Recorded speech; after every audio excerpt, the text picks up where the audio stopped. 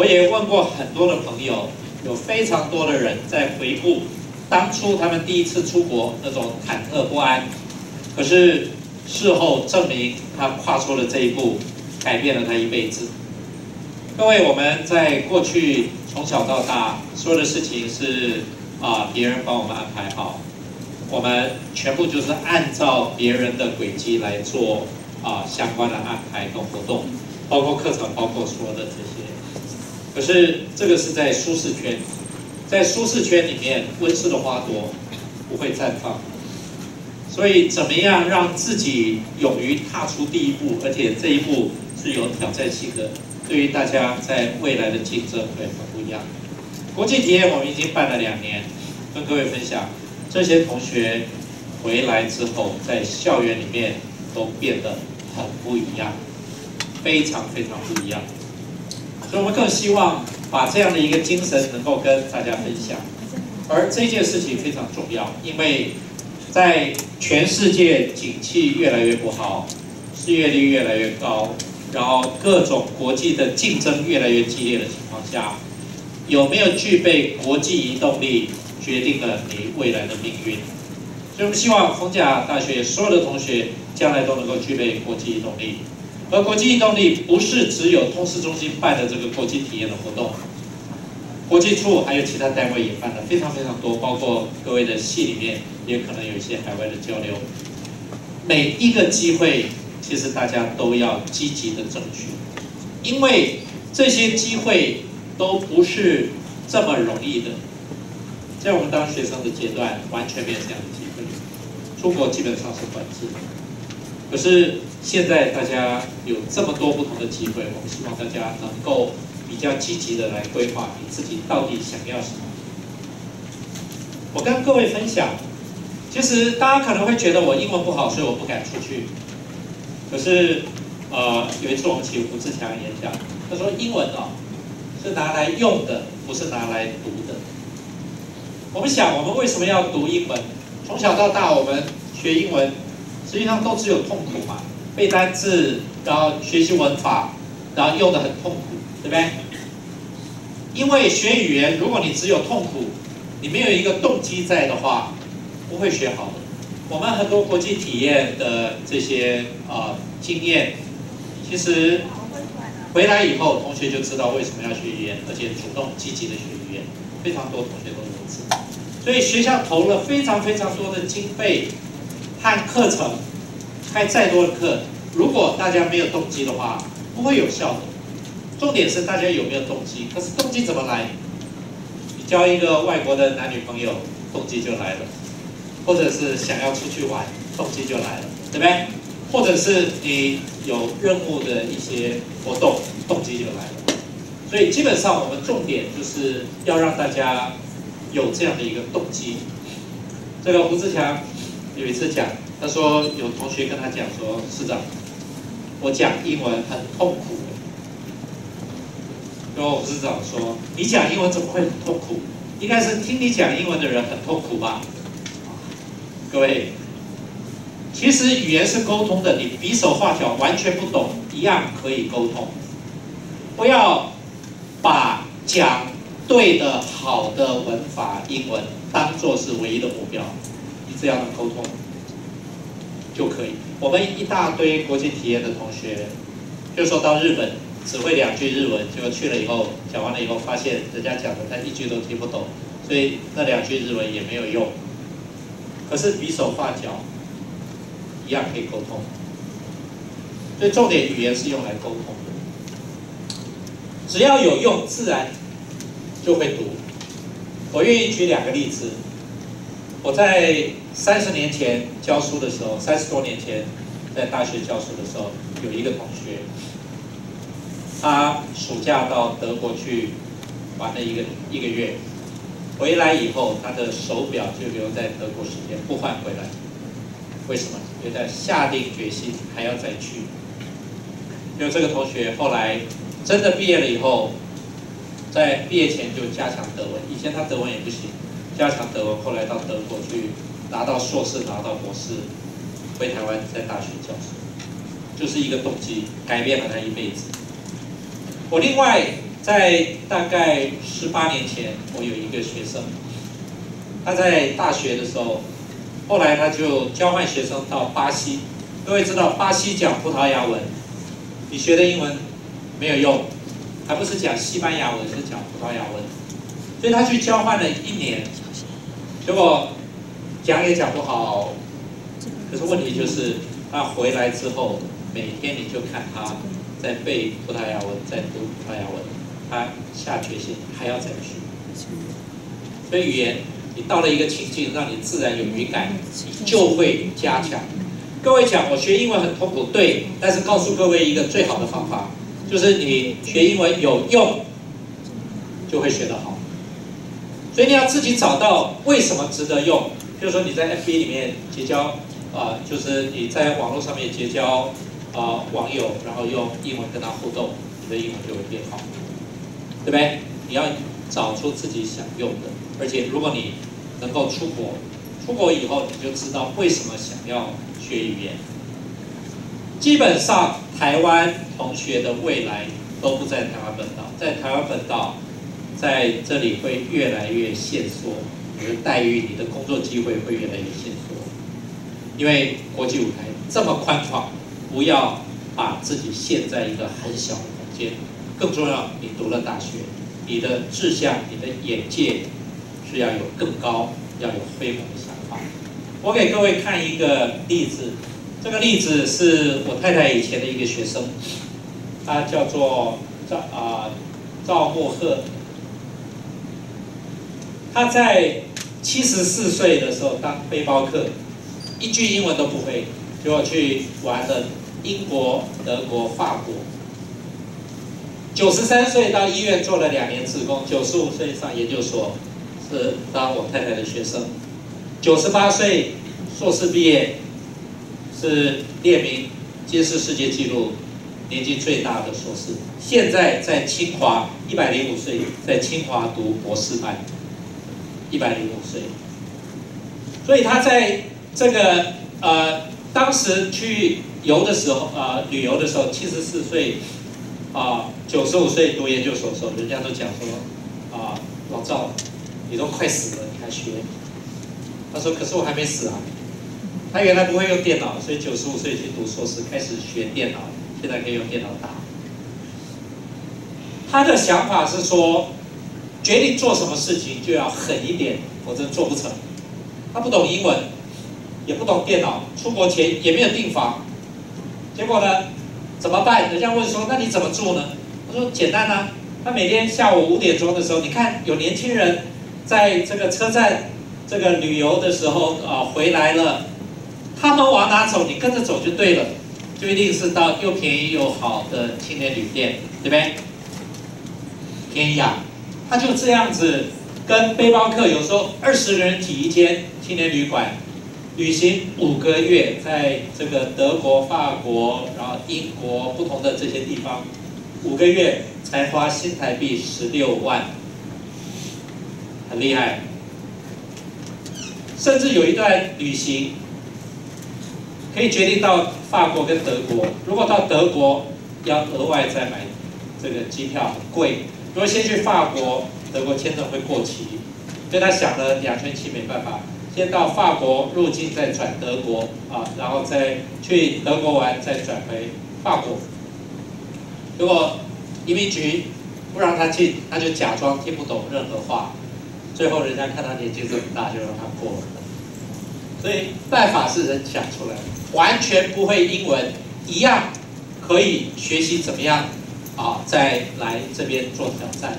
这个是我们国际体验的例子，然后我们也办很多活动，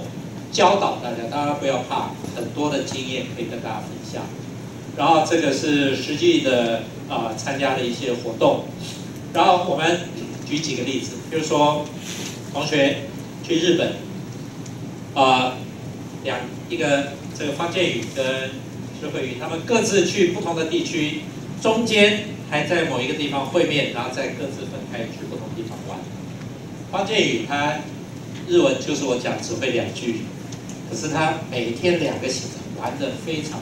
快乐。他最近又去这个实习，海外实习，然后准备要交换学生。各位看他回来以后分享，他每天就开始读英文、读日文，他下定决心还要出去。好，然后我们有同学去土耳其，很厉害，去玩这个飞行这个热气球啊。现在当然土耳其有点危险，但是他前年去的时候非常非常好玩。这个玉琪同学到纽西兰去玩，他就是告诉我们要勇敢跨出舒适圈，然后到雪梨然后每天去语言学校，认识了很多的朋友一起玩，然后有非常非常多的这些惬意的学习。各位看，这个渡轮横渡波罗的海到芬兰赫尔辛基，到瑞典斯德哥尔摩，然后到这个挪威，然后到不同的地区，在北欧这样子旅行，从来没有出过国，只要安排好，其实并没有想象这么困难。好，比如说第一次就到欧洲4国，人生地不熟，从荷兰、法国、巴黎、瑞士、德国走透透，没有想象这么困难。第一次出国就可以跨不同国境。好，也有同学到东南亚，然后去体验各种不同的这些文化的差异。那佩君去日本，所有的安全防护相关的东西都准备好，甚至前5天买了联票，因为省钱，所以住在新干线上。要怎么样去找免费的洗澡，然后吃的东西在便利商店到了一定时间以后有特价，所以每天快到都到便利商店站好看好要抢什么东西，时间一到马上抢了就去付钱，对不对？各位好玩极了。各位如果看他们的分享，真的是好玩极了。然后振宇到美国，结果不敢开口讲话，开始前2天全部都吃泡面，后来想不行，到美国都吃泡面，所以后来就去订这个 Subway， 可是美国 Subway 你要讲你要上面什么，满身大汗，好不容易总算餐点订了，后来就下定决心要挑战，要付小费的这个大餐，所以你看就是一步一步慢慢成长。后来他们2位都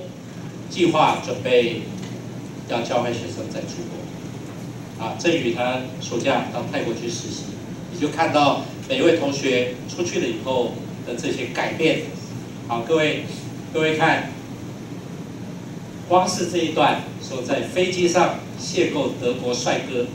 在无限速高速公路上奔驰，在异乡撞毁宾士车，在德国第1高峰遇上大雷雨，在巴黎遇上特产骗子，在花都悠闲骑铁马，让我告诉你，一生都一定要有的一次单独旅行的理由，好不好玩？各位，明年我们也希望大家分享这些不同的这些意向和经验。同样，有同学到英国、到日本，然后看说快把我们丢到国外去吧，到加拿大游学，然后到这个菲律宾去上语言学校，来接触很多不同的这些文化的差异，然后到北意大利，到这个日本29天，到荷兰，然后在荷兰20天，跟5个这个沙发冲浪的这些故事，然后这个嘉威到意大利，各位。他不但到意大利，而且还可以到我们的驻校艺术师米兰达在意大利的歌剧的演出，去看他的歌剧演出，还跟着我们驻校艺术师到他朋友的古堡去浪漫。然后我们有一个兼任老师到意大利，他居然还可以去接机。最让人家羡慕是他每一天在他的 FB 里面都跟世界各国不同的美女合照，每一天换不同国家的美女合照，而且最后还认识了一个后段的行程，结交了一个秘鲁的女朋友，然后相约将来要彼此到对方的国家去。那最近我帮他写推荐信，在争取交换学生的机会。各位，其实只要你下定决心出去一次，你的世界观就不一样。到美国的，到捷克的，到这个金版，然后这个英国不同的国家、不同地区，到德国、到澳洲到捷克，到甚至蔡英文流浪西欧4国，不是我们那个蔡英文是你英文很烂都没有关系，只要你敢就可以。我们大部分同学去都不是英文很好才去，而都是想要去，然后去了以后英文就变得很好了。所以要倒过来，你想不想英文很好，不是你英文好不好才能决定你去不去。所以一样，这个不同的地区、不同的经验，然后去不同的这些，甚至带着700万，其实是这个越南盾其实是没有想象这么夸张，700万这其实是很便宜的甚至我们就是陆陆续续现在在我们的通识沙龙都有在分享，整个大家去了以后，我们也请大家去听一听这些同学去的这些分享，到秘鲁、到冰岛、到加拿大、到不同的地方到这个布拉格啦、阿拉伯啦、法国、西班牙、纽西兰，5万元玩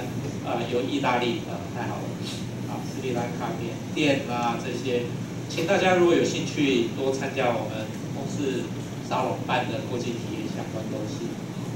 我们今天跟大家分享，重点就是只有2点，你想不想去？你敢不敢去？就这2点。想去不敢去，那就请大家先离开。然后想去又敢去，你就要下定决心，安排你自己可以去。我们基本上希望所有的同学，尤其是我们等一下会讲高年级也有，尤其是大1、大2同学，从来没有出过国，本地生，中华民国国籍，因为你外籍生的话，你来台湾已经算是出国了。所以从来没有出过同学优先，而加进去还优先，敢于挑战自我重点是你要说你敢去这件事情，就容易办。所以我们大概的做法，我们是会开一个课程，请大家修。你最后没有去，你仍然可以纸上作业、参加活动、完成一个计划书，拿这2个学分。可是目的我们是希望大家能够成型。那它上课时间其实非常有弹性，会是通识的统合类的2个学分，而且更重要就是希望能够在这个过程里面，大家能够体验文化差异律定你自己未来想的学习。我们有3个不同的 program。第一个，我们这个旅游学习深呼吸，这个是我们希望送至少20位同学到海外进行国际体验。它的条件，大1、大2本地生没有出过国，完全不看英文成绩，除了 BBA 这些一定要出国的全英课程，这种因为你本来就一定要出国，所以这个不在我们考虑的范围。所以就是大1、大2本地生未曾出过国，你英文再怎么烂都没有关系。可是各位，你英文越烂，越需要争取这样的机会，因为会改变你一辈子。那么愿意参加我们办的一些研习，然后提出申请计划书，规划单独1个人到非华语使用地区，停留超过14天，通过审议，我们就给你来回机票和保险。你说我要到欧洲、到美国、到任何地方，我们都给你。到北极例外，北极稍微有点麻烦。可是基本上你规划好行程。我们有同学去秘鲁、去北欧，可是只有一个条件，就是我们给你落地的那个点的来回机票的经费，你可以自己规划。你说我们规划好，找了旅行社有一定的金额，然后在这之后，你可以找到便宜的机票，差额就是你自己的生活费，你自己规划。所以如果你要说从这个北欧然后逛世界一圈，然后从非洲回来，我们也只付你落地的那个点的经济舱来回机票，好，大概是这样。这是第一个案。第二个案，我们有同学还是不放心一个人自己去，所以我们规划了一个可以有团队的计划。我们也希望同时至少送20位同学到海外进行国际体验，一样，本地生未出过国，不看英文成绩，而家境签还优先参加活动。可是各位要提一个有任务旅行的计划书到东南亚，东协10个国家都可以，然后4个人一组。你说你要到泰国去，你要到缅甸，你要到菲律宾，你要到不同的地方都可以。停留超过14天，一样我们送机票，来回的机票跟保险。好，这个就可以开放4个人一组。可是它有限制条件。前一个案是世界各地都可以，自己一个人，世界各地都可以。然后目的我们不问，对不对？你只要自助旅行什么都可以。可是这个案是你要有一个任务，比如说你想要去研究菲律宾的垃圾的问题，当然你不会去了14天都只研究，你一样可以玩，一样可以做其他事，但是要把一个任务做完，对不对？所以这个是第二个案，或者说你想要研究，举例来讲，辽国是一个像台湾40年前的这样的一个情况，所以你想要了解辽国它的农村的发展或者什么，你们就提一个计划书，这是第二个案。好，第二个案我们可以看到，就是说我们今年的暑假，我们有19位同学到菲律宾去做海外志工，这个是他们这一团，然后去这个因为当时我们应了这个菲律宾的企业家还有议长邀约，所以我们就安排了，最后是19位同学去，然后去了以后他们做分析这个菲律宾的一些情况，然后最后他们做专案。各位，原来同学不见得英文特别好，可是去了以后在 FB 里面用英文，他们会上一些英文课程，然后再下午去参访做一些专案。其实回来以后，其实很多同学都希望后续能够继续再出国，而且更重要就是说，他们也找到一些可以做的专题和专案。这个案我们其实是希望未来能够发展有点像 Stanford 的这个 Real World Project， 让同学到世界各地的海外去做一些专案，来了解不同社会的问题，提出一些可能解决的方案。但是我们不会让大家在第一期就做这么辛苦，第一期还是旅游、学习跟这个认识不同的文化为主。但是既然4个人去规划一个有任务的目标，至少大家可以一起把这个任务做初步的一些这个整合。第3个案，我们跟家福中心，家福中心是台湾最有特色的一个非利组织。家福中心它有非常非常多的据点。如果你对第一个案这个安全性或者说这种自己一个人觉得有点怕怕的，你可以选择第2个案。如果第2个案任务的旅行你还不是很清楚，你可以选择第3个案。第3个案，家福中心目前在有几个海外据点，蒙古国、吉尔吉斯、柬埔寨、斯瓦基兰和越南，选其中的一个，停留超过14天，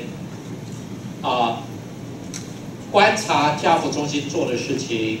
然后了解当地的问题，找出一些可行的东西，然后记录，拍了照或者记录一些影片，回台湾剪辑出来影片。所以这里你去的话，有家福中心可以接待；住的话，也有家福中心可以安排。然后去认识一个不同的文化，也有人可以做初期的协助。可是他的任务就是了解这些海外怎么推展这些非营利的这些事业，怎么样协助当地的品种。然后他的任务就是要协助剪辑出这种影片。一样，我们4个一组，大一、大二本地生为出国国优先，但是一组里面4个人，最多可以有2位高年级的，可以有2位高年级的同学。而2位高年级同学的话，我们希望至少有1位是没有出过国，就是其中有1位是可以出过国的。换句话说，基本上我们还是希望大多数同学是没有出过国优先。那如果申请的多，我们会排序，是会以没有出过国的同学优先啊。一样通过的，因为我们有5个案，5个地方，所以如果每一个地方4个人，其实也是20个人，也是20个人。所以意思就是说，我们至少应该，我们希望能够有60位同学，能够让同学能够出国去体验。我们送来回机票跟保险。其实有些地方非常非常美，像吉尔吉斯，李白的故乡，那个天空各种非常非常美啊。然后像这个柬埔寨斯瓦季兰在非洲，对不对？像这些都非常值得大家去做不同体验。蒙古国这些，这是第3个案例。所以我们告诉大家，我们会通识中心会有正式的公告。第1个阶段就是说明会，还有参加国际处外语中心通识举办的国际体验的说明和活动，至少5场，至少5场。国际处也办很多，外语中心跟通识中心也办。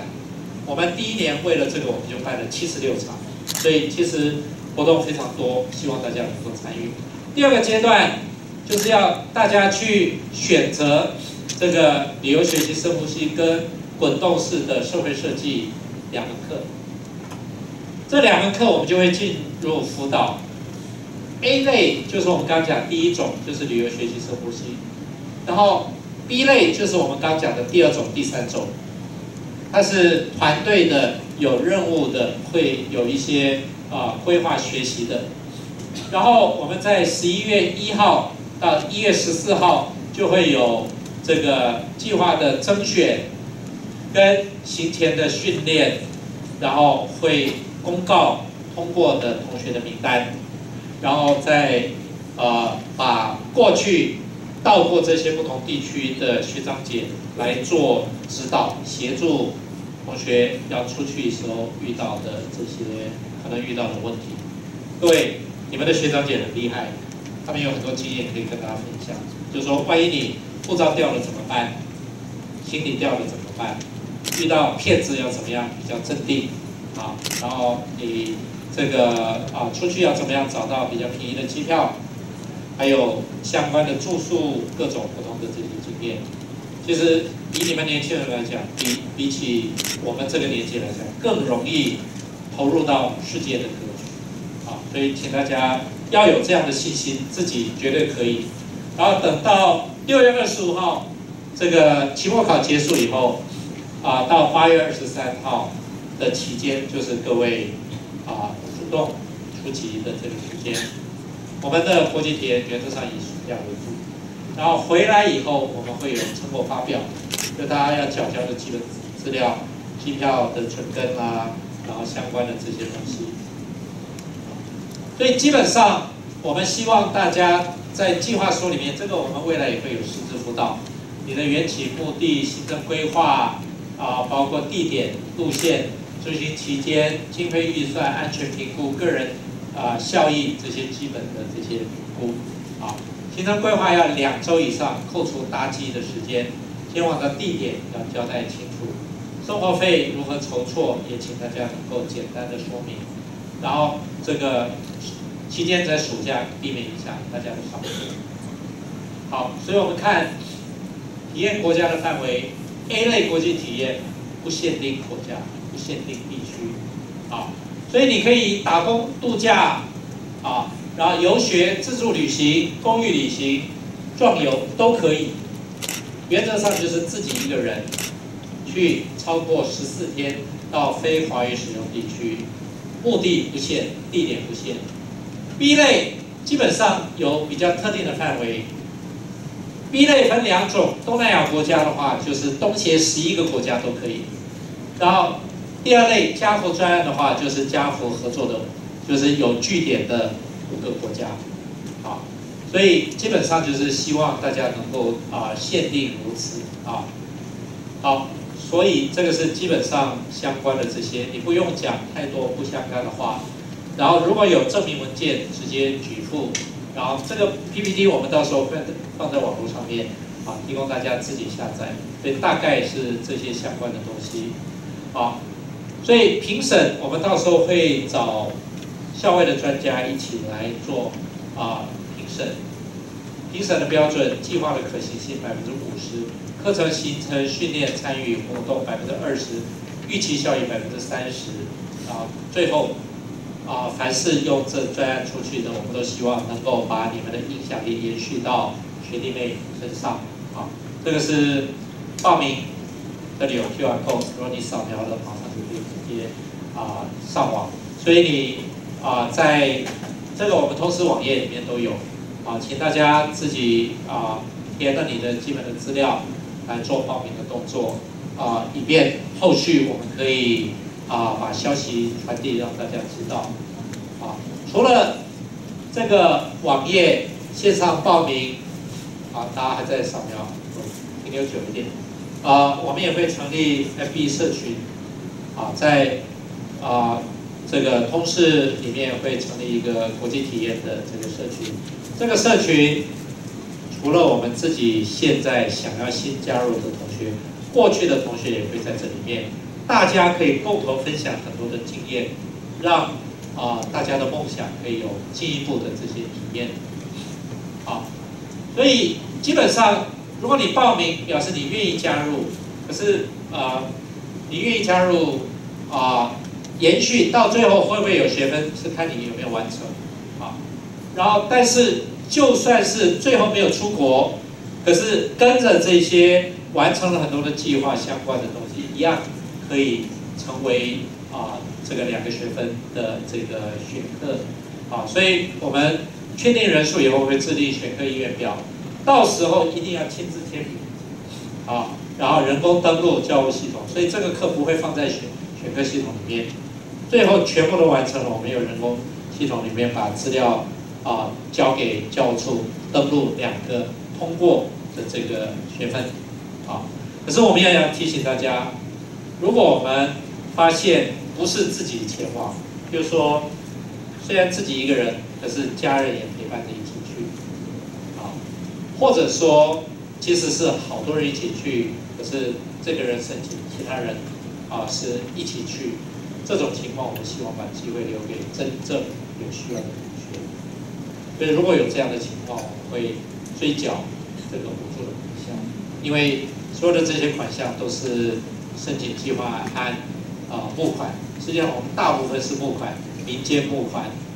让这个善心人士愿意支持大家未来的学习，所以这件事情非常重要，请大家珍惜这样的一个机会。那这个是我们的 FB 社群，请大家自己去 FB 社群搜寻逢甲大学国际体验学习计划。加入到 FB 社群，现在已经有1644位，校内外很多关心国际体验的同学都在里面。各位的加入一样可以让很多好的想法可以分享到想要出国的这些同学好，最后告诉大家，其实逢甲大学安排同学出国的机会非常多。我们这个计划，通识中心负责的是在大1、大2国际壮游，可是国际处还会有海外短期学习，然后学务处也有服务学习国际服务的志工，然后这个校辅处有海外实习的见习，各个学系有海外异地教学，然后有海外实习，有交换学生，有创业学制。各位，我告诉各位，很多同学是不敢出去，所以白白放弃了交换学生的机会。我们的姐妹校欠逢甲大学1000多人次的出国机会，表示我们的同学企图心不够。各位，即使你到中国大陆去，到香港去，到这个东南亚去，都可以学到非常非常多的东西。只要你离开台湾，你的世界观就从平面、地面升高，从高空立体国际观。所以，请大家把握所有学校里面可以出国的机会，充实自己，让自己变成具有能力的人。因为这件事情关涉到你未来的竞争力。最后，我想跟大家分享，就是我们所有的同学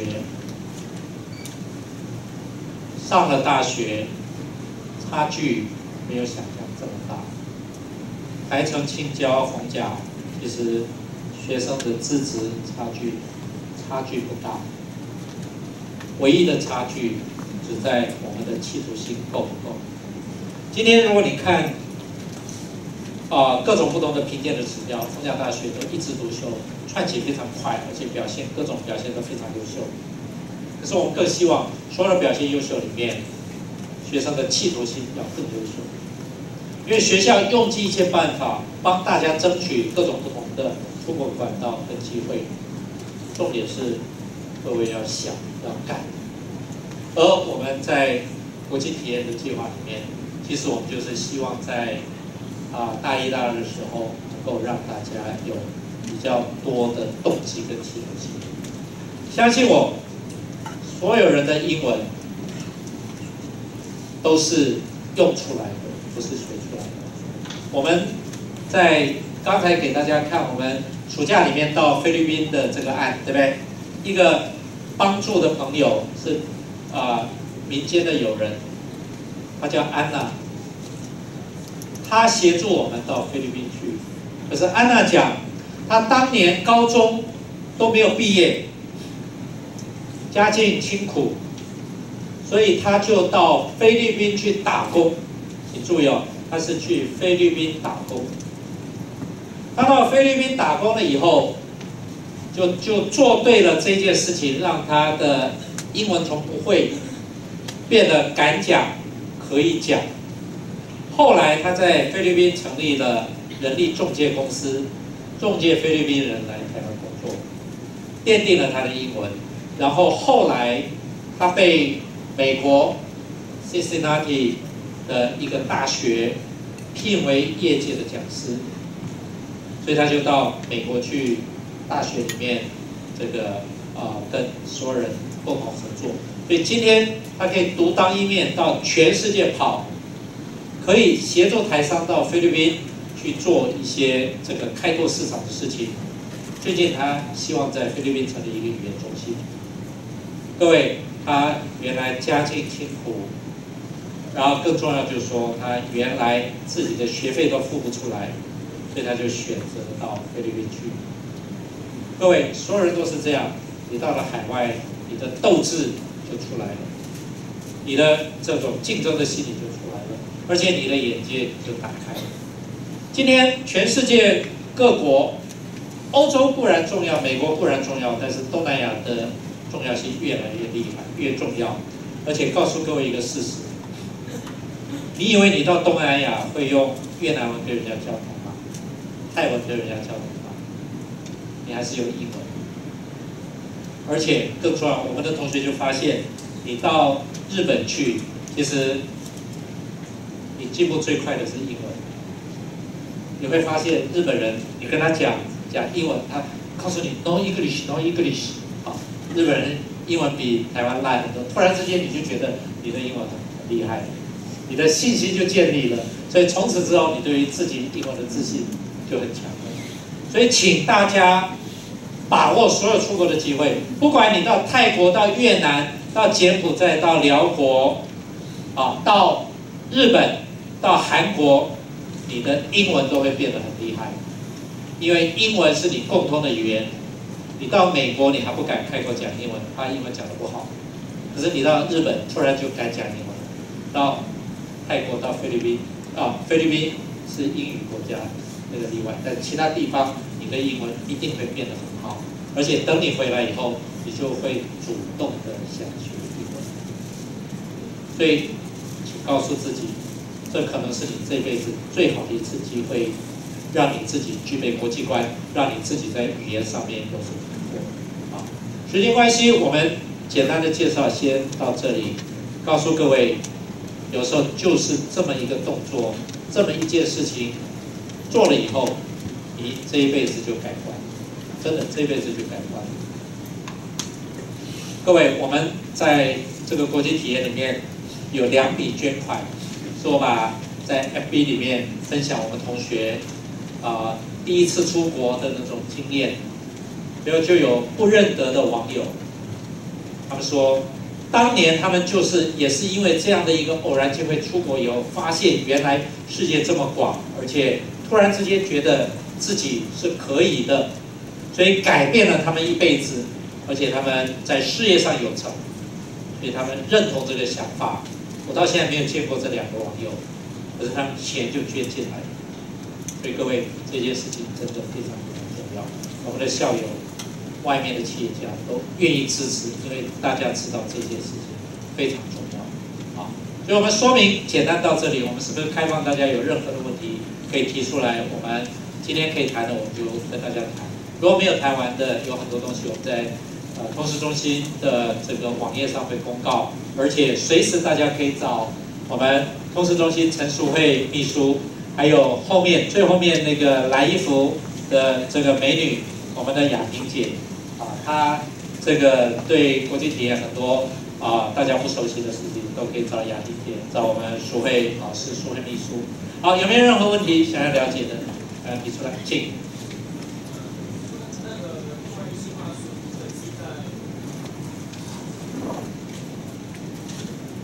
请问关于计划书的部分是在那个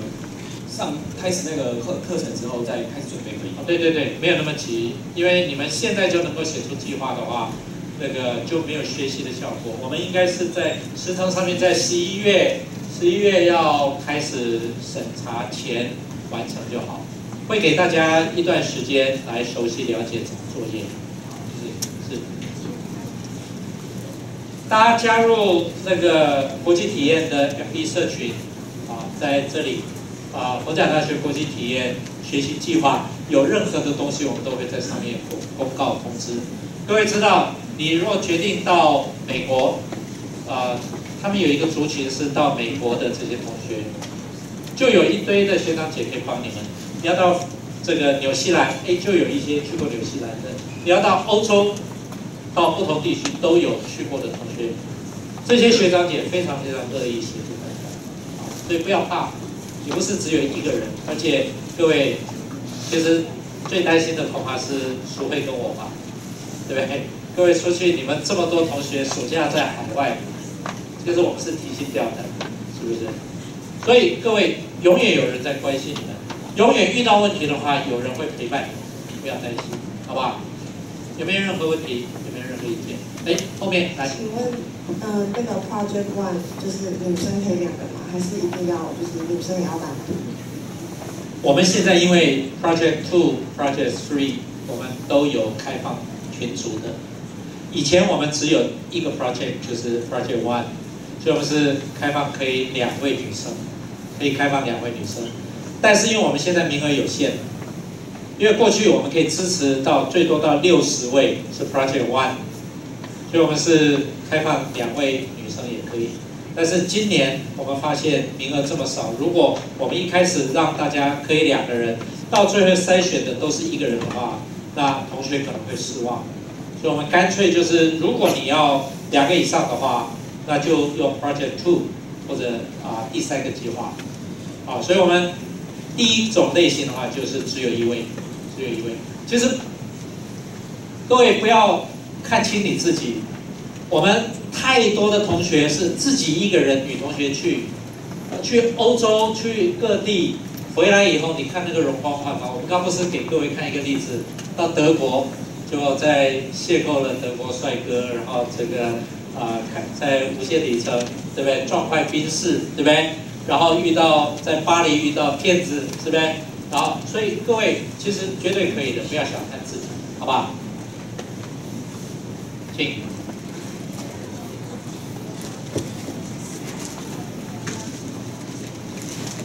加选的时间来。你是说加选的时间吗？我们现在加选是我们才事后登录制，就是说同学们你们可能先报名，在我们那个网页上报名之后，然后随着就会有计划书的甄选，对不对？那你们之前你们要听5场的那个沙龙场次，那你们都会刷卡。那重点是在于后面，就是你计划书完成了之后，最后你要完成期末报告。不管你有没有出去，你都要完成。那差异在于说，出国的同学回来做成果发表。那等到成果发表完了之后，我们会统一登录到教务处。像104年度的，我们这学期就会登录到系统里面，就会有2学分，就是你有完成，然后你有公开发表的，还有就是你没有出国的，就要写期末报告，就其实很简单的。简单说来就是他们原来在去年的10月一样这样的说明会。完了以后就一直跟着，然后没有离开的，然后到最后完成这些任务的，自动就会有2个学分。所以你们是不用做加退选的，不会在系统上，也不会有退选，也不会有当掉这件事情，只有完成的会有学分。好，后面这边老师，那个去年的话，女生是可以2个一组申请，但是去年有出现说最后通过的时候只有1个人通过，造成就没有组成团的状况。那今年4人1组的话，会不会造成只有部分人通过，没办法组团的状况？去年没有通过，一定是2位女生有1位出过国。如果2位都没有出过国，没有这样不通过的例子。他之所以没有通过，是因为出过国，所以他的名额我们又不愿意把整组这个剔掉，所以我们就让没出过国的同学通过。所以他如果还愿意去的话，基本上是没有问题的。我们通过的同学也有后来放弃的，对不对？因为我们一定让家长签同意书，好，然后家长不同意，或者是自己觉得最后放弃的，那后面的名额就会递补，但是没有那种就是2个都没有出过国，然后我们把它排挤掉，没有。所以一样，今年我们通过的话，就是说，如果是4个人1组的话，4个人1组 B 类的话是全部要没有出过国，对不对？如果他有出过国，我们也可能就只通过3个，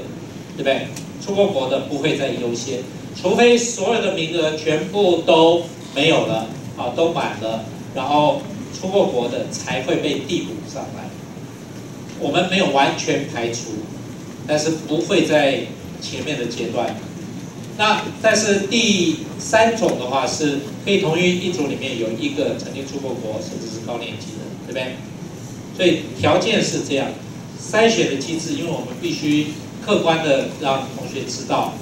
只要你有胆，自己愿意出去，而且从来没有出过国，一定是优先的。甚至如果你有家境清寒证明，或者你拿不出证明，但是实质上有这样经济上的压力，让我们知道，在可能的范围，我们都尽量来协助，好不好？有没有其他问题？来，请这边。所以这个计划，如果是对那种以前有跟过团，但是是自己一个人出去的同学，其实是比较不利的咯。是的，因为出过国，我们看学校有这么多出国的机会，学校有上千个出国的机会，我们这个计划案大概是60多个名额，60个名额，所以我们要为那种从来没有出过国的同学保留。可以了解这意思。那如果是因为到最后还是要审核他的计划书，那如果是他没有出过国，但是他的计划书很糟糕，跟有出过国，但是他的计划书是做得非常的完整的，没有出过国优先，一定是。所以我们说我们不看成绩，没有出过国，家境清寒一定优先。告诉各位，一定优先。为什么？因为曾经出过国的，可能家里面的经济条件各方面稍微比较好，所以我们更应该为那种从来没有出过国，经济上面有压力的同学保留一些可能的机会，因为我们全校有1000多个名额，有各式各样的机会可以出去，唯独只有我们这个计划不看英文的成绩，不看所有计划书最好或者不好，对不对？为什么？因为我告诉各位，越是从来没有出过国，越是家境清寒，一定要争取这个机会，因为这个就是你这一辈子翻身最好的机会。相信我，这个会是你这一辈子翻身最好的机会。所以我们要为有实际需要、过去没有机会的同学保留一些机会。而且各位，通常用这种案出去的同学回来以后，英文就会变好。所以呢，你原来英文不好，这个都不重要。原来英文不好，越是英文很烂，越需要有这样的机会出去，让你英文回来能够变好。我不知道这样说明可以理解吗？有没有其他的意见？问题，请。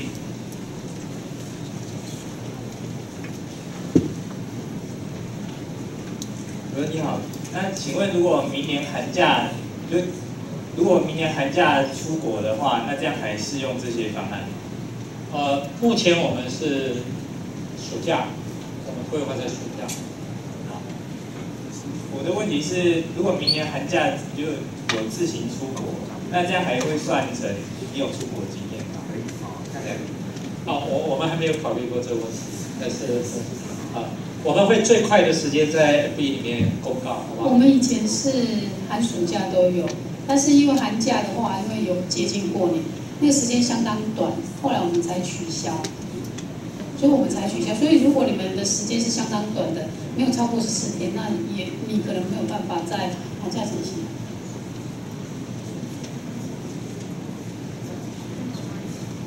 其实我们重点就是希望你从来没有机会出去，有第一次的机会。因为有了第一次机会，我们看到所有后来的同学有了第一次机会之后，后来都想办法要争取。主任他们的意思是说，我知道，他的意思是说，他现在已经有录取了，可是他寒假的时候又出去了，算不算违规？然后是不是就会取消资格？我们录取，我们现在是你录取了就。你的资格就保留在，除非你愿意放弃，对，所以我们是在我们的甄选书之前，我们都没有出过国。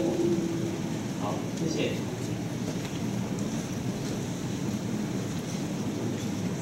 有没有其他的问题？来，主任，不好意思，我请问一下，就是如果你在 project 第一个方案里面可能没有被选到，那可不可以递补到2、3里面去呢？可以。就是说，这个我们也会期待同学，就是说你第一个计划，还有第二个计划也组，因为为什么？这个对，让你一下就选择1、2、3，排除的话，你也不知道名额有多少，对不对？但是我们也会希望大家有一个最后协调的机制。假设就是说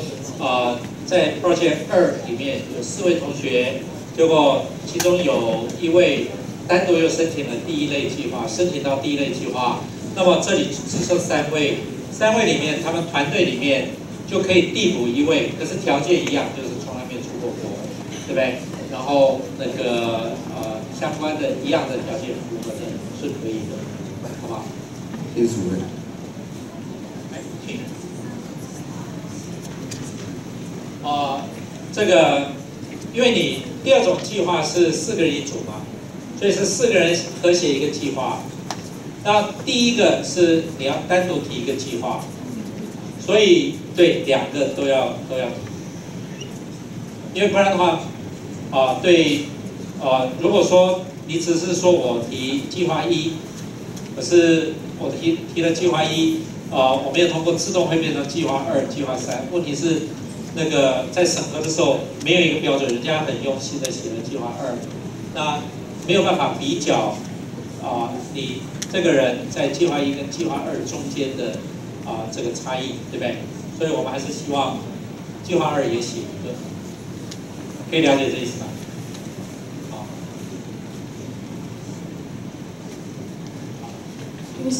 好，时间关系，任何问题都可以再跟那个陈秘书讨论，或者都可以在 FB 里面再做进一步讨论，或者都可以到那个通识中心来找雅萍或者找苏菲请教，好不好？有些有课的同学可以先去上课，那我也可以留在这里跟各位同学再单独解答。